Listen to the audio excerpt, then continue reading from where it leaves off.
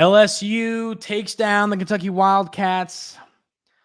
Rob Dillingham makes the game winner, but it ends up not being a game winner because LSU gets their own on the other end. It was painful, ladies and gentlemen. There is no doubt about it. Defensive collapse of sorts in the second half.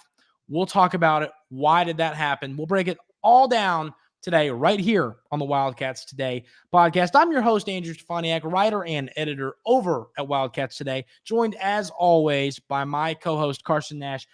Carson, you seem to be in a pretty good mood. Knowing you as long as I have, I don't know how that's possible.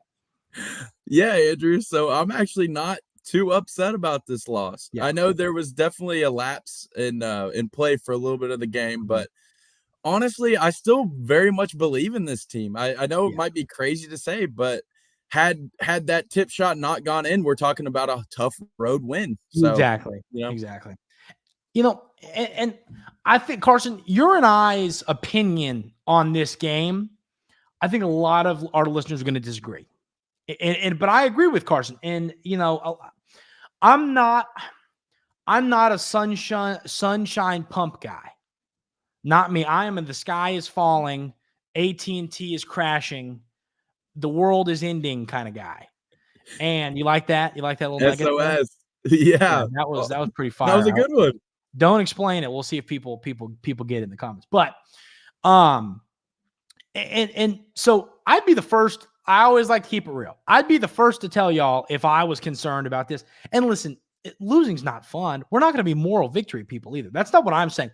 What I am saying is this team proved they can defend against Ole Miss, against Auburn, and in the first half of that game.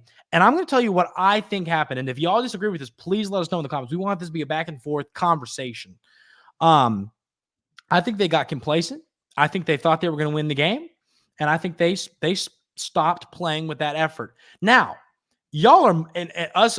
I'm upset about it. That shouldn't be happening. I think that's a little bit on the coaching staff. You got to see that quick and go, what are we doing?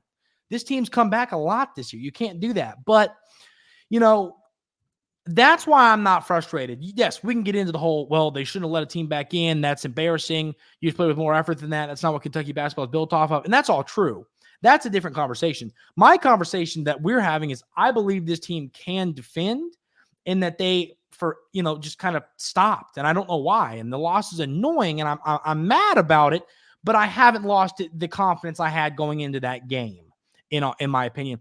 I think if they keep playing with that intensity, they win this game by 20 points, in all honesty. I mean, that's what happened. So, Carson, I mean, what do you think? You agree? What are your thoughts on this game as a whole? Yeah. So, and you brought up how you kind of thought it was a defensive fall apart there in the second half. And we were up 15. We blew the lead. It's a mental error, defensive lapse. But I honestly think it was our offense that lost us the game there. Because if you think about it, most of our turnovers throughout the whole entire game came between that span. Yeah. That 10-minute span, that not even 10 minutes, it was less than that. That when they came back into the game, we were a little out of control. We were out of sorts offensively, and that allowed them to get a lot of easy buckets. Yeah. And I also do want to make this point. This game felt eerily similar to the 2014 game at Arkansas, where they had that put-back dunk to win and upset us. And so it did feel a lot like that. I was in some pain last night, so let's not get that twisted. I was not the happiest camper when that shot went in, but I thought about it a little more and I kind of calmed my nerves a little bit. And I was really relieved because you had a tale of two different halves, right?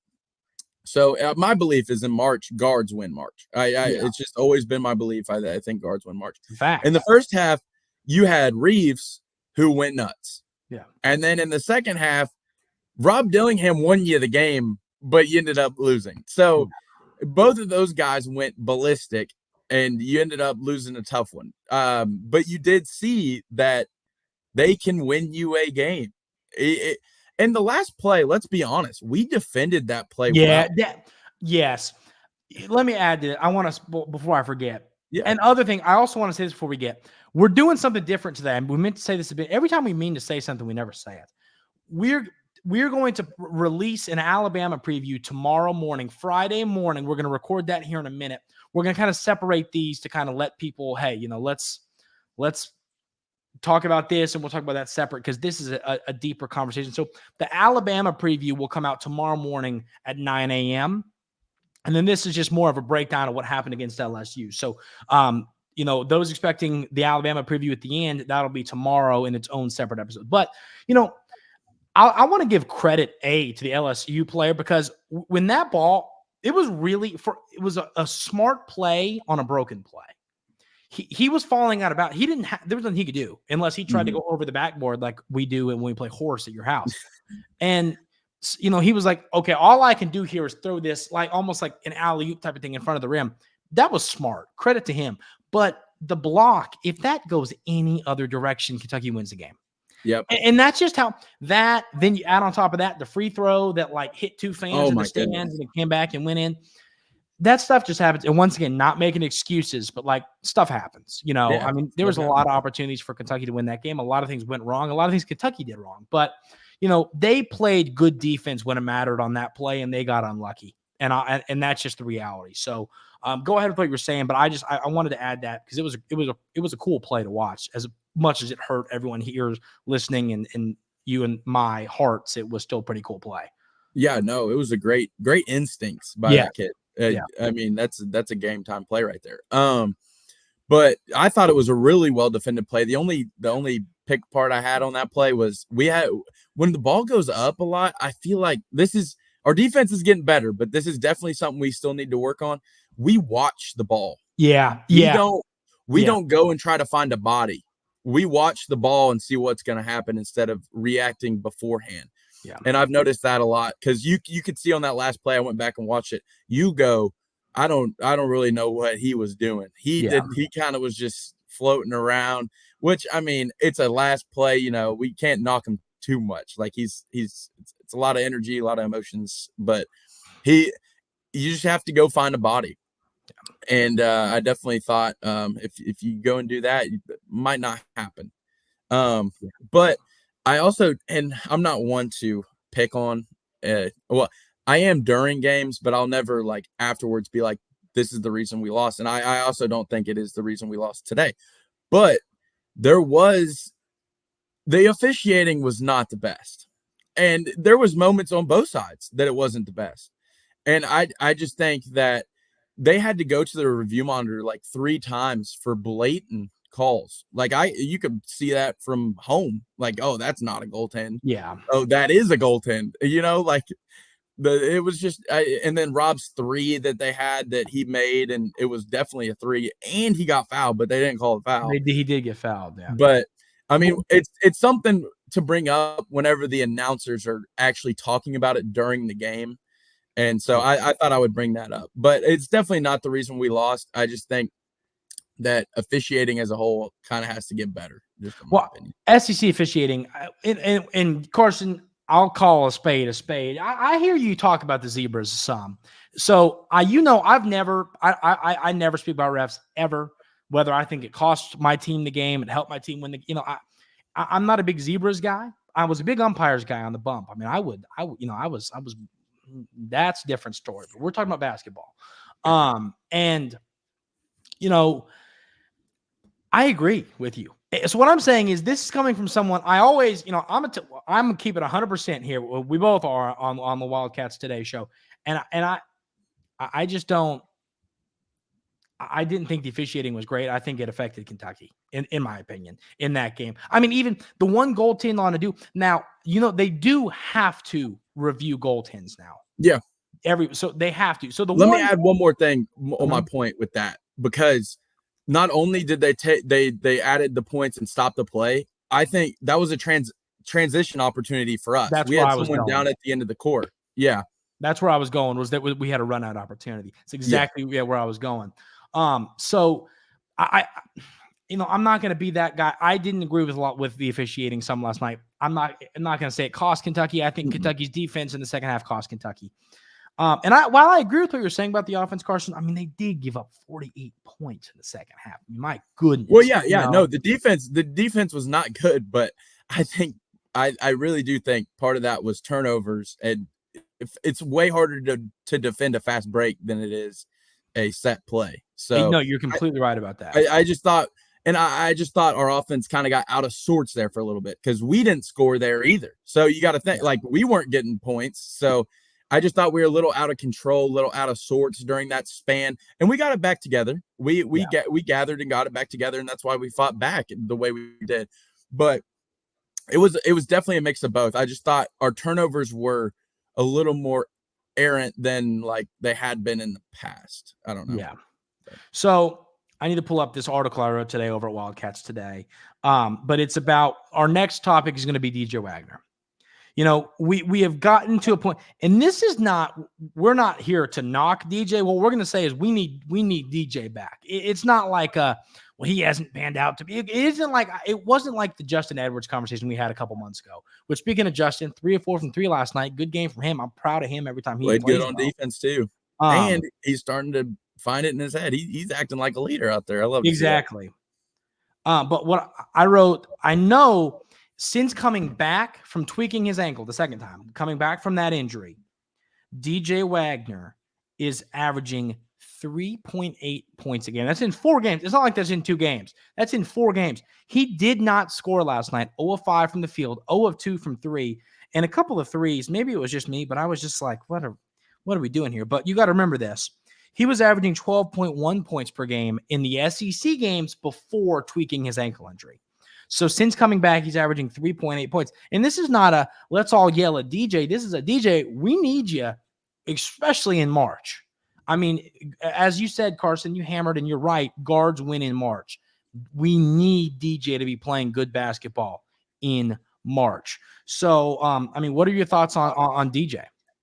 Yeah, I mean, and who really knows? Maybe it's still nagging him, that sort of. That could because ankle's tough. Like it could be high ankle. Like you never really know what you're getting with an ankle injury. But he definitely has to get it together. I think you have to have him out there. He's a leader.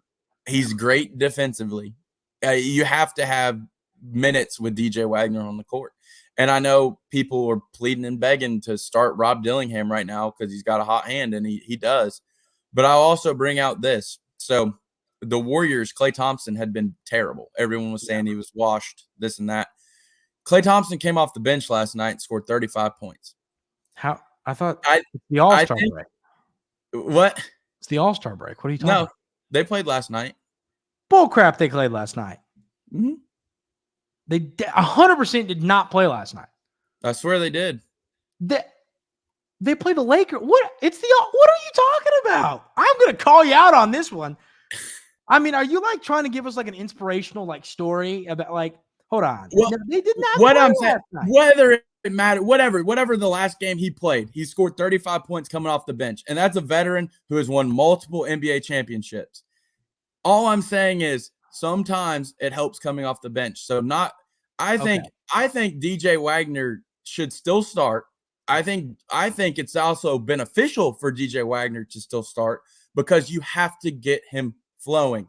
Yeah. And clearly Rob Dillingham is going nuts off the bench. Yeah. So I don't see why we should change it up, regardless of how many people are going to throw fits and this and that. I think that it's beneficial to have Rob coming off the bench right now as a spark.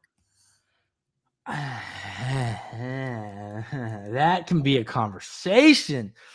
That's a good one. But by the way, that was on the 15th. So you were right. He did have 35 points, but I just couldn't let it slide because I'm like, I was going to bet on the NBA last night and there weren't any games. So that's how I knew it didn't happen fine. last night. That's fine. But yes, you are right about that. And it's a good point you make. You're right. But and we can have this be its own episode if you want, but I don't know if I agree. I'm getting to a point where I'm saying now if it continues, I'll give you that. My belief is the injury's still impacting DJ. Yeah. That is my belief. But he's getting away from himself is my problem.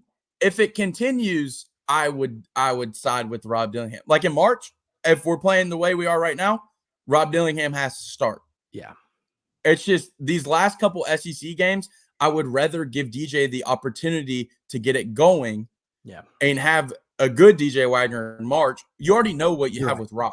Rob's a superstar. He's you don't want to get in DJ's head either. I agree with you on that. I'm with you on that. This is a really good conversation, and I'm not saying you're wrong, and I don't think you're saying I'm wrong here. I just think what irks me is like, okay, there's 18 minutes and 36 seconds on the clock, and here comes Rob. It's like, just start him. Just start him. You know, I mean, why? Yeah, I mean, Rob plays more minutes anyway. I mean, but I mean, you're right. Here's the deal. You're right. I mean, there's players. There's role. I mean, I don't disagree with you, but I'm to a point now where I just think you should have Rob and Reeves on that court for 35 minutes a game, and they should just be balling. In all honesty, I think Rob, and Reeves should be on the court 35 minutes a game. DJ switch in, for them, and get 12, 30. I mean, because DJ's a great player, you know what I mean? That's how good the backcourt is. Yeah. You know what I mean? Like, that's the reality. That's how good the backcourt is. You know what would be real interesting? If all this continues and we're getting to talk about second-year players. Let's not get our hopes up on that. I mean, I don't know. We'll see. I mean, like, Rob and Reed are going to go pro. DJ's going to go pro. Well, that'll be a conversation for another day, but that's where I lean. I mean, I'm not saying if DJ falls to late second round, I mean, there's NIL money to be had here. That is a good point, and I think he'd be incredible. But that's interesting. But so Reeves was great. Rob was incredible in the second half. I will also add, hey, Kentucky did hit a shot late. Give him credit, and it was all Rob. And I don't know what the play Rob, was. It was well defended, but my goodness, he was clutch when we needed him to be. So perhaps I want to get your take on something real quick. Well, hit me. What do you think about taking the shot that early with the time? Good question. Run me back through the situation again. It was Kentucky ball down a point. Kentucky ball down a point with 20 seconds left. Well, there's two schools of thought, in my opinion. School A is you take the final shot, it goes in, you win. It doesn't, you lose. I think a lot of folks are basing that question off the fact that it went in. You know what I mean? If you miss it, you can foul, and either they make both and a 3 ties, or they make one and a 3 wins it. They make both, a 2 ties it. I think you could have an hour-long conversation on this. In all honesty, I don't hate the way Kentucky did it. I would have maybe waited a few more seconds, though. Made it like, what'd they shoot, about 14 seconds, give or take? I think it was around like 10-ish. I think they had like 10 point something. I could be wrong, but I want to check because I do think it's important to the conversation. Yeah. So I'm gonna pull that up. But what I'm saying is, I think I know what you're going with this. I'm gonna agree with you, because had he missed that shot, you have the chance to foul and still tie the game on the next possession. Now, had it been a 2-point game, maybe you go for the last shot to tie or to win. Yeah. But it was a 1-point game, so both their free throws, even if they make them, you have seconds and have a chance to tie the game. That's just my philosophy. And on the road, you always want to be able to tie and to eventually win. So, and that's, I agree. Yeah, I'm trying to pull up this shot. Are they not going to show the last shot? Oh, he shot the ball with 14 seconds left. Okay. LSU inbounded with like 11 seconds. So what I'm saying, this would be, and I think you said that, but my argument would be you could have, like you just said, but you could have taken that shot with 10 seconds. Mm-hmm. Then they inbound, with 8, you foul them. They make them now. Then they could put you in the position of, if they make both, they foul. Foul. So, but I just think, if you would have done it, shot the ball 6 seconds later, and made it, then 6 seconds later, you can either take the shot. It either goes in, and they only have 8 seconds to score instead of probably 11, or 6 seconds to score instead of 10, whatever.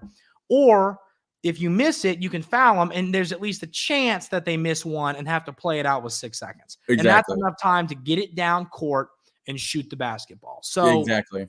You know, that's kind of my thoughts. It's a good conversation to have. Let us know that in the comments, ladies and gentlemen. Like, what are your thoughts? Tell us what you think. And then also tell us, you know, we're talking about how we're not upset about this loss. Losing sucks. It did suck. The way that there was a lot less effort on defense sucked.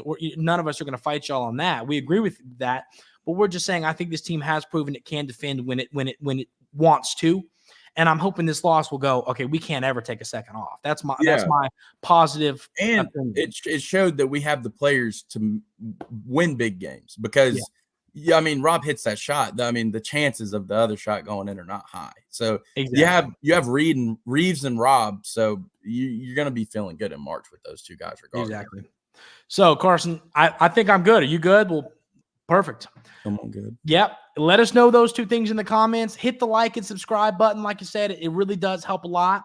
And then tomorrow morning, between 9 and 10 a.m. Eastern, you will have a Alabama preview getting ready for the game on Saturday. So let us know your thoughts on this in the comments. We're really curious. We want this to be a good back and forth. And then be ready. Tomorrow morning will be the Alabama preview. But that is going to do it for today's episode of the Wildcats Today podcast. Everybody have a great rest of your day today. We'll see you on Friday morning to break down the Alabama game. See y'all next time.